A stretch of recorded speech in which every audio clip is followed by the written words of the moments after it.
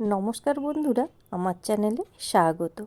আজকে আমি আপনাদের সাথে শেয়ার করতে চলেছি একটি হেলদি জলখাবারের রেসিপি। তার জন্য আমি নিয়েছি এখানে 2 চামচ ওটস। এখানে আমি প্লেন ওটস ব্যবহার করছি, মশলা ওটস কিন্তু নয়। আর নিয়েছি কিছুটা ফল। এখানে নিয়েছি শাঁকালু, শসা, কলা আর খেজুর। আপনারা চাইলে আপনাদের পছন্দ মতো ফল কিন্তু দিতেই পারেন।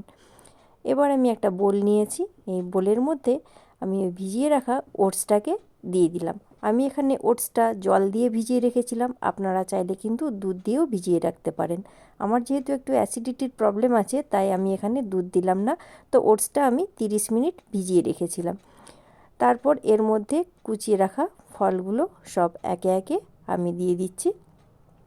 তো এই ধরনের খাবার আপনারা টিফিনেও খেয়ে দেখতে পারেন, বা যারা ডায়েট করবেন বলে ভাবছেন তারা কিন্তু লাঞ্চেও এই খাবারটা খেতে পারেন।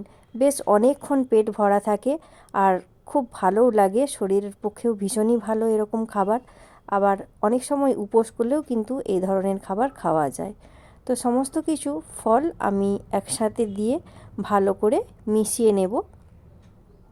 তা আপনারা এর সাথে যদি মিষ্টি পছন্দ করেন মিষ্টি দিতেই পারেন, আবার যারা মিষ্টি পছন্দ করেন না তারা মিষ্টি ছাড়াও খেতে পারেন। তবে আমি হালকা একটু মিষ্টি দিয়েই খাবো। আমি এখানে দিয়ে দিলাম 1.5 চামচ মতো খেজুরের গুড়। যেহেতু এখন শীতের সিজন, খেজুরের গুড় ছিল তাই দিলাম, না হলে আমি কিন্তু এটা মধু দিয়ে খেয়ে থাকি। আর দিয়ে দিলাম কয়েকটা কাজু বাদাম। এখানে আমন্ড বাদাম, কিশমিশ এইসবও কিন্তু আপনারা ব্যবহার করতে পারেন। সমস্ত উপকরণ আমি সুন্দর করে মিশিয়ে নিচ্ছি।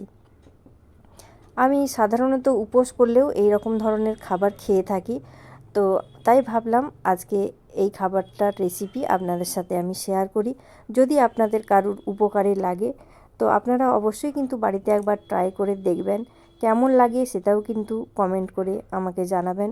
আজ এই পর্যন্ত, আবার দেখা হবে অন্য কোনো ভিডিও নিয়ে। ততক্ষণের জন্য ভালো থাকুন, ধন্যবাদ।